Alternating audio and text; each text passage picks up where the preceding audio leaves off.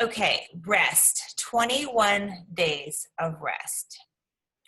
That's a big ask in 2021 in our culture, in our world.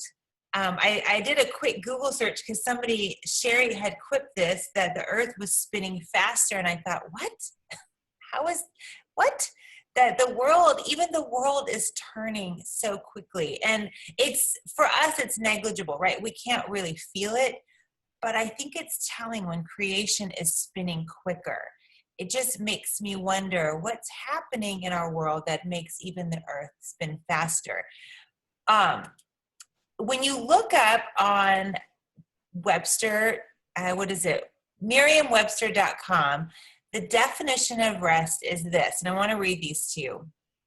A repose or sleep, a bodily state characterized by minimal function and metabolic activities, which, just side note, that makes me giggle because whoever knows that or whoever wrote that doesn't understand the human body. When we're asleep, our body is actually doing more. So, okay, whatever.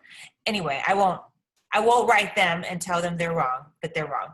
Anyhow, the second is freedom from activity or labor. Someone needs to write that down. Freedom from activity or labor. Freedom. Do you love that they use that word? Freedom from activity or labor. I know I wrote on one of these days, we are no longer slaves. Why are we acting like it? If you didn't read that, please go back and read that day. And remember, one of the definitions of rest is freedom from activity or labor, a state of motionlessness or inactivity, a place for resting or lodging, a peace of mind or spirit. Wow. Isn't that lovely? Rhythmic silence and music. I told you all, rest is a rhythm. We're going to talk about that even more right now, or in a few minutes. But a rhythmic silence and music, right? Like Selah. My daughter's name is Selah. In scripture, you'll see that in the Psalms. It'll say Selah, and it means rest or pause. There's a lot of different, not a lot, there's a few different understandings of that word. A brief pause in reading, right? A rest. When you're reading poetry or you're reading some sort of script, that rest it can be a pause in the reading. I like to say pause for dramatic effect. Something used for support, an arm rest, a back rest, that type of thing. This is interesting, to be at rest, free of anxieties. Oh my word. Free of anxieties. Can we just have a sprinkling of that over the planet right now? Free of anxiety. Mm-hmm. And on every side. Yes. And then we have rest, the verb. So there's, you've got rest, the noun, rest, the verb, which I love English, which is super weird because it didn't do well with that in high school. But since I homeschool my children, the English language and words are so rich to me. So the verb of it is to get rest by lying down. It's like always the first one is kind of the no duh, right? And then to cease from action or motion, refrain from labor or exertion, to be free. I love this. To be free from anxiety or disturbance. So good. So good. It goes on. There's a couple more different entries that you can click on. But for now, I just wanted to leave you all with those definitions just in your mind, firmly in your mind. So rest is more than Shabbat or Sabbath. I think in our non-Jewish culture, right? Anybody who is not Jewish by birth or heritage, so that's the rest of the world. Whatever your beliefs are, whether it's believing in our God, believing in nothing, believing in the universe, believing in something, if you are non-Jewish, right, you are a Gentile, you are just not Jewish. So when we hear the word Shabbat or Sabbath, I think in our culture, we're like, that's for the Jews, that's for people who are Jewish, that's for people who do Hanukkah. No. No matter who you believe in, understand that rest it's the foundation of everything. It's from our Creator. It's a lifestyle. It's a day-to-day pausing, breathing, My dear friend Maribel, I'm not sure, she may watch this later. She is a master at restorative yoga and breath work.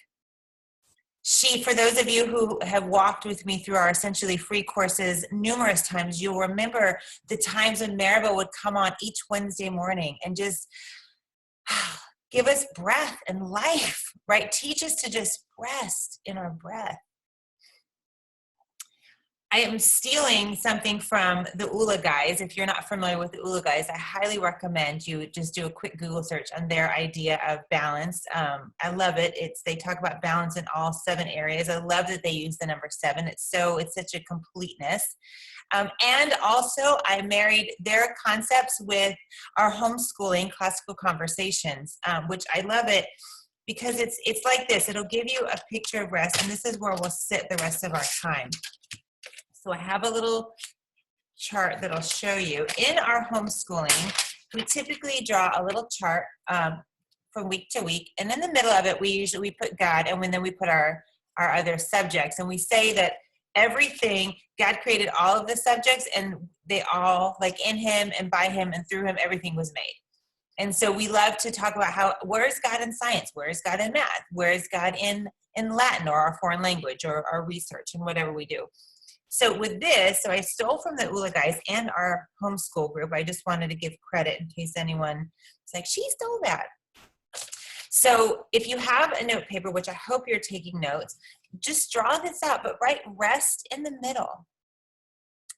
And then we're going to talk about rest in fitness. It is possible. Rest in our field and finances. I went ahead and married those two together because they go together. Rest in our fun. Rest in family. Rest in food. Rest in our faith. And then the last is friends. I'll say that again, and I'll go ahead and type them in the chat for those of you guys here with me live. So we have rest in our fitness. Oh, my computer doesn't want to type, doesn't know. Please hold. Rest in fun, field and finances. I'm kind of, what is it? It's an alliteration. I'm an alliteration girl. And that's one of the things that appealed to me most about the ULA guys is everything started with an F. So I thought, let's borrow that as well. And our friends, 3, 4, and our food and our faith, 1, 2, 3, 4, 5, 6. I feel like I'm missing 1. Family. That's the one.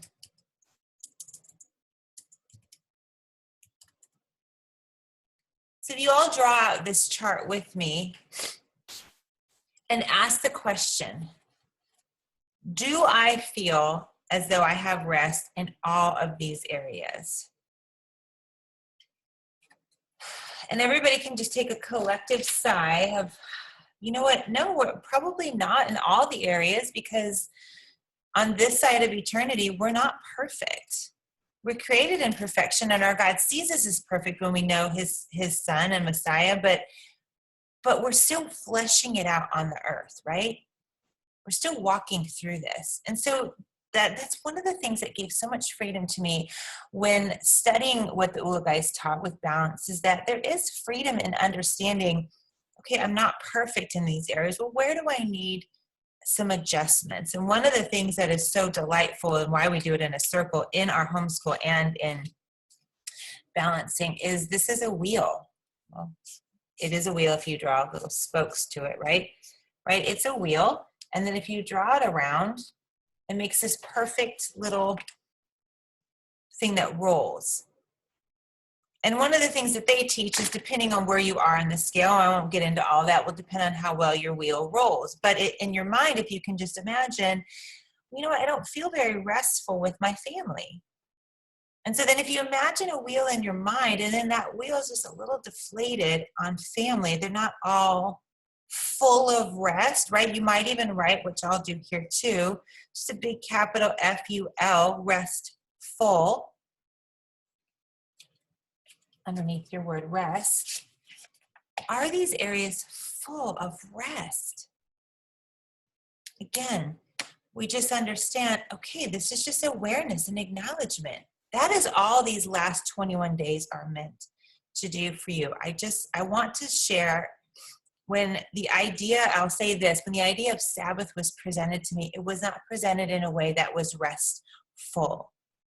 It was chastising and unkind. And when I dove into what the Word of God says, I thought, oh no, there's freedom in this. And I'm not lazy for resting. I'm not lazy for taking extra time with my little one if she needs some snuggles, or even with my biggest one. So I want to give freedom to this. And I pray that you all stay with me on our next 21 days of heart health. Because of course we'll talk about the physical. We'll talk about Ningxia and cardio jize and omega jize. Might even have my mom do a guest post because she's so well versed in that one. But we're going to talk about the heart, emotional health, healing from the inside out. Sorry, I got a little ahead of ourselves. Let's stay on task, shall we? So, rest. It's not my intention to tell you how to rest in these areas, except for if you're like me and you have a personality like me, you're probably saying, just tell me, and I'm just going to do the things, and I'm going to get it done, and we're going to rest. That's the opposite of it. I'm just telling you when I'm sitting in a class like this or here, it's just, could you just tell me the answers? That's not what a good coach does. A good coach will present information to you, some examples and ideas, and let you in your own time flesh it out with your own family, with your own spouses, children, fields of expertise, friends, all of that, letting you flesh it out on your own. So first, let's just talk about fitness, because that probably rest and fitness is the complete opposite in your mind. Because I know for me, when I think of fitness, I think of grinding it out, sweating a lot. No, fitness is just being fit, moving your body in a way that strengthens it. I will be completely open and honest with you. In the last 7 days, maybe 5 or 6, as the weather turned really cold, my fitness is not on point. In fact, I'm kind of priding myself. I haven't stepped outside my home in 3 days since Tuesday, and I'm a little excited about it. You know, the cold and I, we have a symbiotic relationship where the cold, you stay outside and I stay inside where it's warm. That's just how we do life together. But I have a restful mindset in that for me, fitness also includes stretching. It includes breath work. And so when I breathe in my oils, for me, because I have done a lot of breath work, I take a few minutes and I utilize my breath work as my fitness. I take some time in our bathroom and I stretch before I get in the shower. When I'm laying in bed, there's that what is that? I don't even know the poses. Maribel will be so embarrassed. I don't know. But you lay down and you have arms over your head and just really from the top of your fingers to the very tips of your toes, stretch it out. I feel totally in rest mode. For somebody who likes to move quickly and maybe sweat during their fitness, do you have rest in that? In other words, is it restful to you to go exercise? One of my dear friends, I think she and I are the same age, but her arms look amazing because she lifts weights. And it's just, she says, that's what gives me release. That's where I find rest in lifting those weights. And I love that for her. And I understand that when I would work out in the gym, I can understand that. You just kind of literally leave it all on the gym floor. Anything you're worried about, anything you're thinking about, it's her way of doing it. My husband, he's right here, so I'm talking about him behind his back, but he hears me. When he runs every day, he prays over us. He prays through the day. So for him, running is restful. It's really neat to think about rest in our fitness. It can happen. and it should. Let's move on to fun. In our fun, are we feeling restful? I have to be honest, when I very first began the ULA training and when I went to Ulapalooza the first time, my fun was at an all-time low. I had had a child with cancer. I had had a baby born with the organs all crazy. I had now taken on a full-time young living business and done hair at the same time. This is my life. I just was so serious about everything. It was not fun. I was probably not real fun to be around.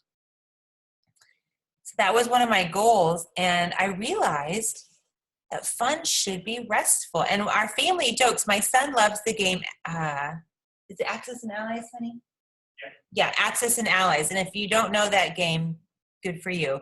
It literally can be like a 3 or 4 day game. And he'll say, Mom, just play with me. I'm like, babe, this is that fun. I see that it's fun for you, but that's not my idea of fun. It is not restful to sit for days over a game.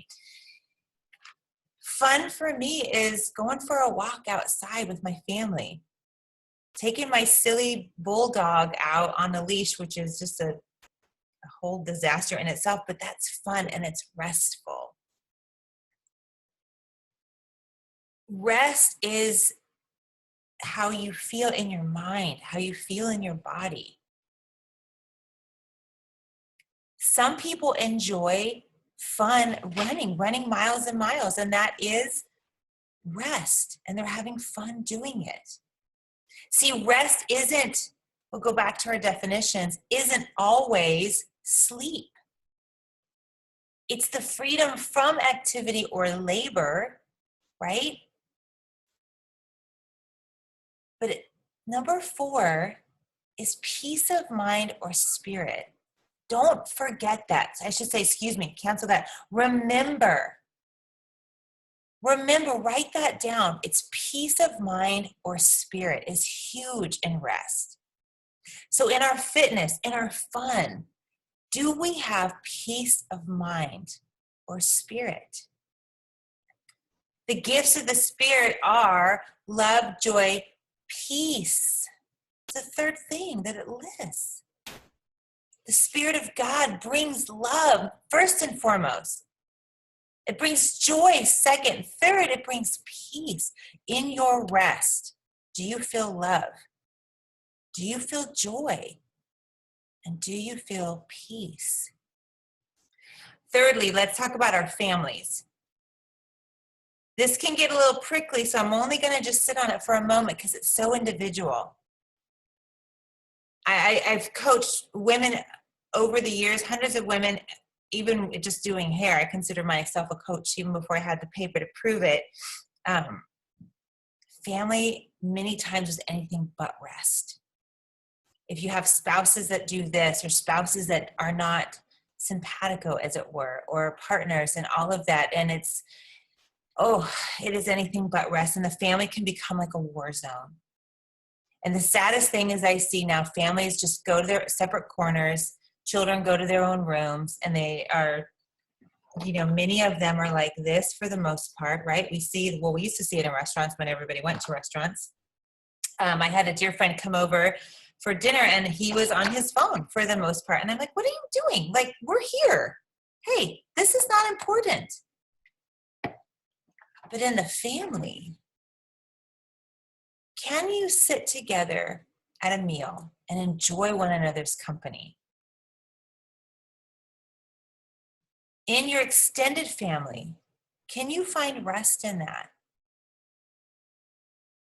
There's so many ways to go about that. That resting in family, we probably could do 21 days on with some ideas and some points of discussion and how to create that. And if there is strife, as much as it depends on you, how can you create rest? Gary Young gave us hundreds of oils that can take care of that. And I'm going to say this last thing about family. If there is strife in your family, you can be the root of change. Don't wait for somebody else to get a clue. Don't wait for them to change. You be your own center of support, and you create rest in your person, and it will change. Food, rest in food. We talked about this, I think at least just one day. I probably could have spent longer, but a long time ago, the Lord himself told me to stop messing with people's taste buds. So I do. I back off. I understand food is very emotional. People get a little feisty when I start talking about eating. And what my favorite thing I have to share, and my mom and Allie, you guys are on, you know, I've shared this before, but when someone finds out that we're plant-based, that we don't eat meat, they give me their laundry list of reasons why they couldn't ever be vegan. I'm like, that's funny because I actually didn't ask you why you can't. And I'm sorry that you feel judged because I don't eat meat. I never said that, but there it is. So I realize I'm so aware, hyper aware of how food, whoosh, it is a sharp divided subject, more than religion and politics. You bring the subject of bacon or not bacon and all bets are off, right? But here we can talk about food, resting in our food. Do you feel rested when you eat? Do your cells, did I say that right? Do your cells feel like they've been given life as you've eaten whatever it is you've eaten? My mom last night, every Thursday night, almost every Thursday night, her and her husband come over for a family dinner night.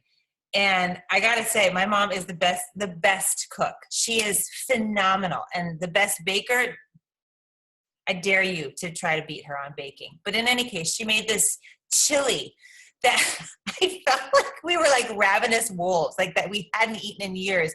It was so good. We even remarked on it this morning, like, oh man, that chili was so good.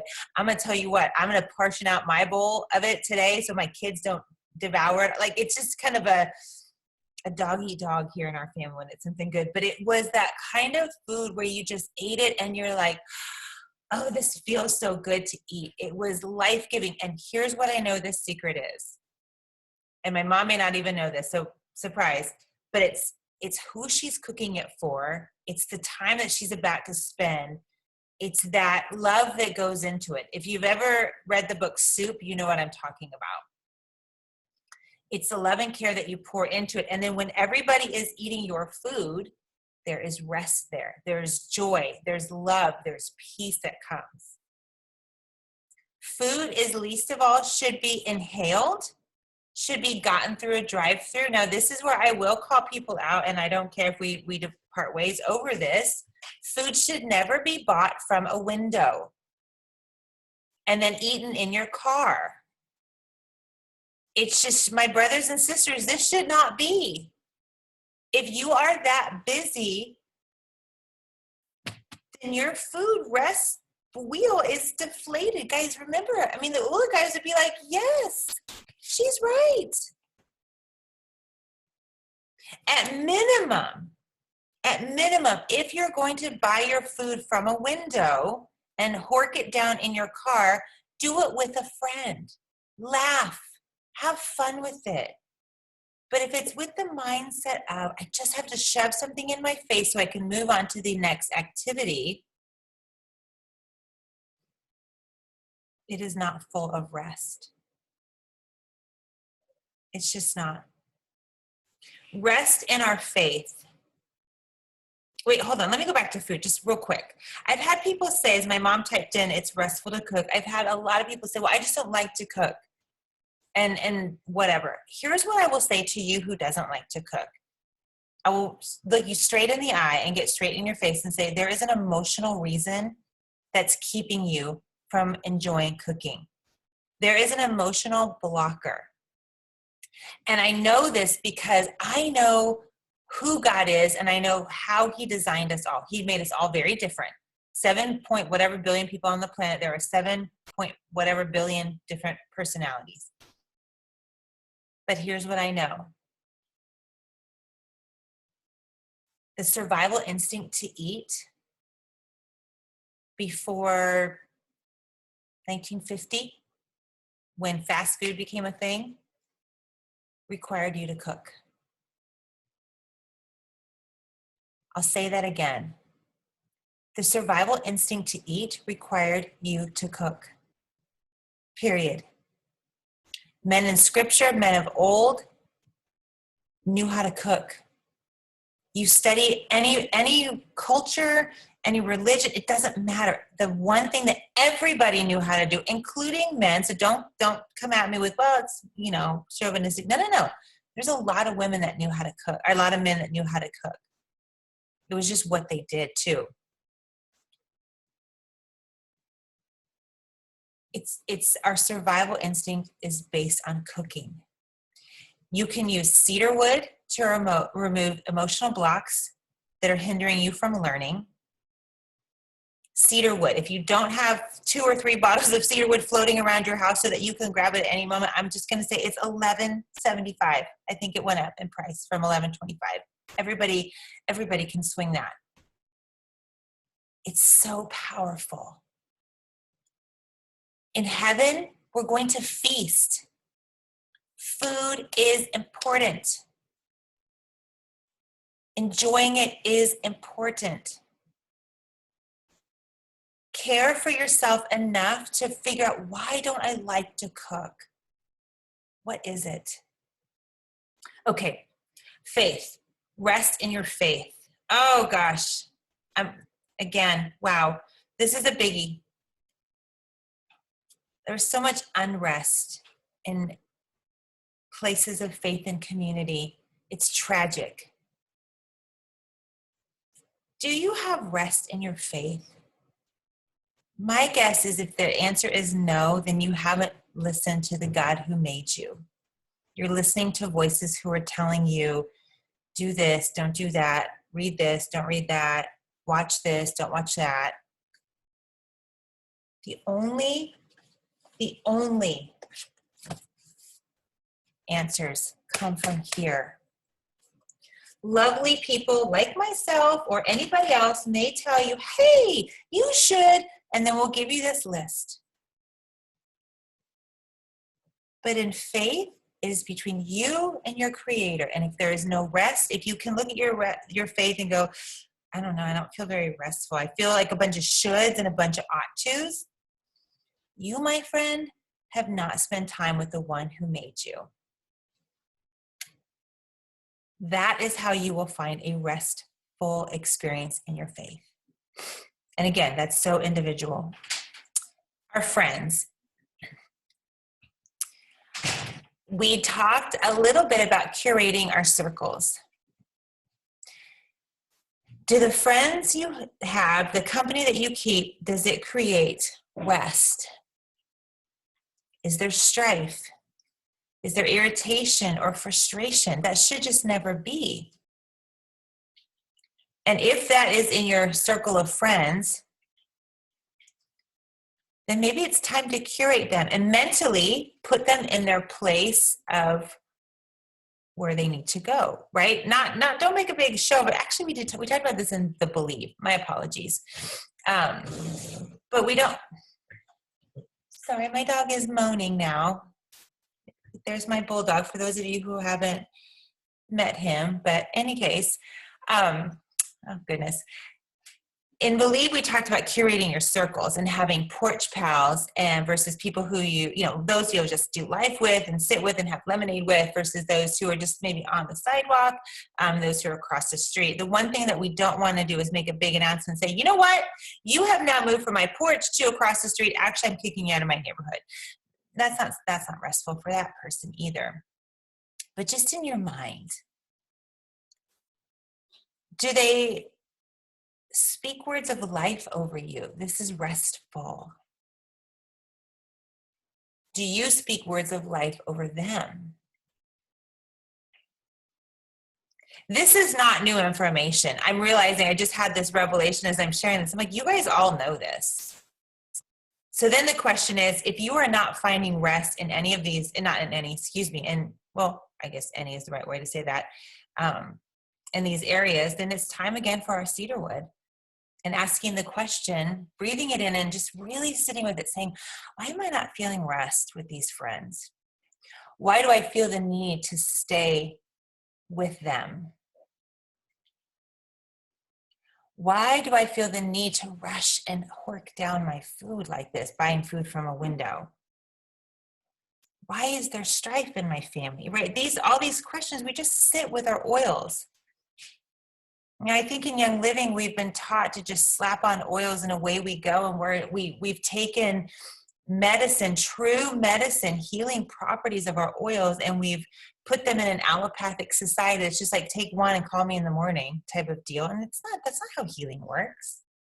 That's not at all how healing works. That's not how Gary Young, I'm certain of it, would ever use our oils or our supplements. And in emotional healing, if I had a penny for everybody who said, I don't have time to sit with my emotions, my word. You don't have time to not. Lastly, our field and our finances. Speaking of Young Living, many have that as their field and a source, one of their 6 or 7 or 8 portions of income. Do you have rest in that? How do you know if you have rest? Such an excellent question. The answer is, when you think about your field, your work, do you feel excited to get after it? Do ideas just flow in your mind? Or is there a feeling of dread? Again, going back to the shoulds, the ought tos. In your finances, is there excitement when you do your bills? Oh, and actually, you know what? I'm not gonna even lie about that. Doing bills is not my favorite, only because it feels very boring to me to crunch numbers. So I'll say that. So if you're not necessarily a number cruncher and that doesn't excite you, okay, no shame in that, right? That's not what I mean. But is there just a feeling of rest? Like, yes, I love this. I love seeing the numbers. I love being able to give and be generous. Just all of these questions to ask about surrounding our finances. If there's a case of maybe you don't know how to handle finances, in that the idea of it escapes you because, in our public school systems, they really don't teach economics anymore. When GameStop had its shenanigans a while back, a couple weeks ago, that was so fascinating to me. And yet I know so many people didn't really understand what was going on. And I thought that was a really good teaching opportunity for us with our children. If your field doesn't bring you scads of joy and love and peace, is it time to do something else? I coach many people in person. This is not something I do online, really, because no one has asked me online. It just really happens more organically with people that I coach in person. But parents, we have done a disservice to this generation of children, and my parents, my grandparents, total disservice. We got caught up in the American dream.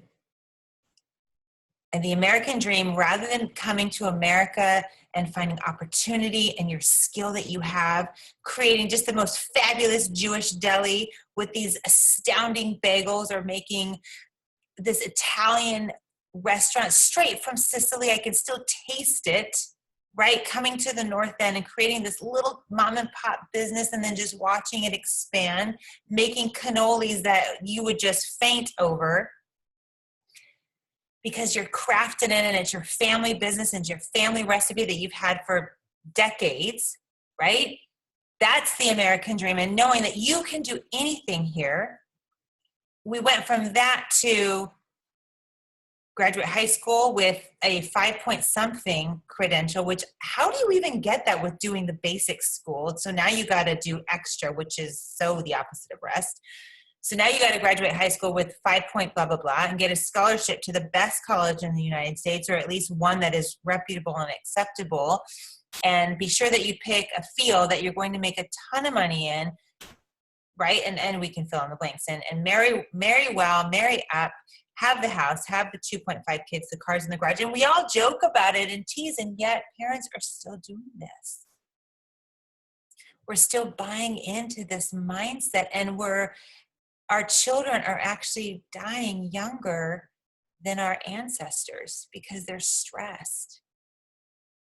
There's no rest. And then we parents, I watched, we get caught up in all of this.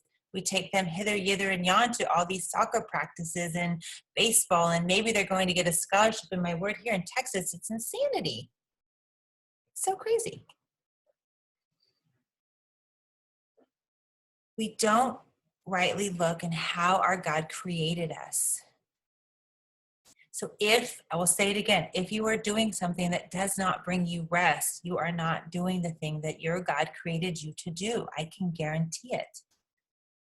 You may be in a field because your mom and dad, your grandparents, your whoever told you this is how you can make the most money. That is not rest. Right, this is the first generation that doesn't think they will do well as their parents. Well, that is just a terrible mindset in and of itself, and I could teach a whole 21 days on that.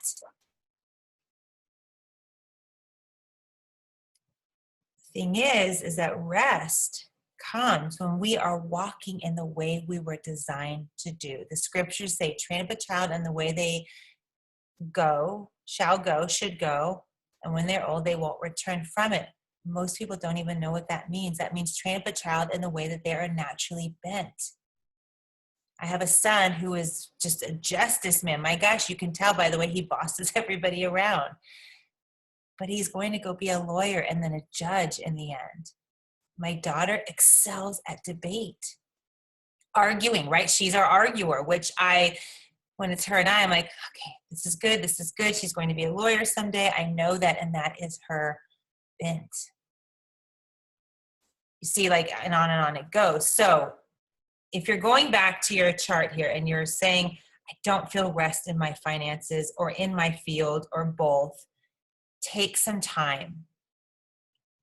Pause today and say, am I doing what I'm designed to do? And can I tell you, it's not too late. It's never too late. You are never too old. Moses led millions of people through the desert for 40 years when he was 80. So beat that. None of you are 80 in here, I'm pretty sure. And if you are, then let's get cracking. Let's find out what you're good at.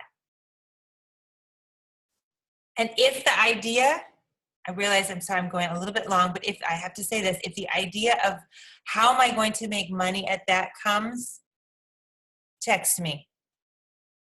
I got some words for you. I will say this, it's not your job to be concerned with the how. It's not your job to be concerned with the how. Your job is to do what you were designed to do, to find rest in all things, to create that rhythm of rest in yourself and then permeating out to everyone else. Then, my friend, you will find rest in all areas. Does anyone have any comment or question before we shut off the recording? If you don't want to unmute or unmask yourself, feel free to comment in the chat.